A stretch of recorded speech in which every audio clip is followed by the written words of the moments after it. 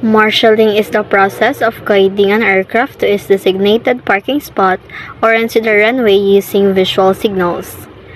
It's a crucial job that ensures the safe and efficient movement of airplanes on the ground.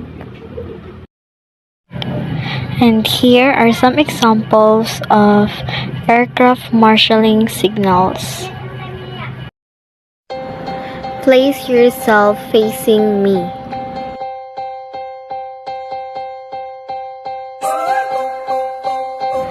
Move ahead.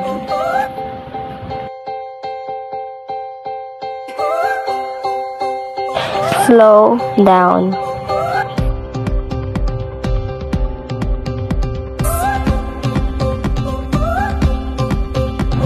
Move left.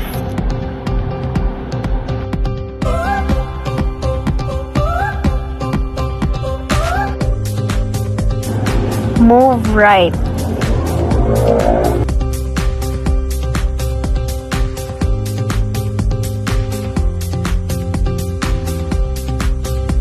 Normal stop.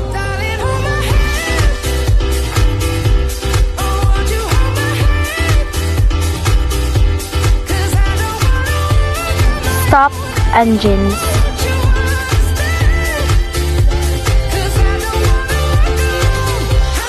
Chocks inserted.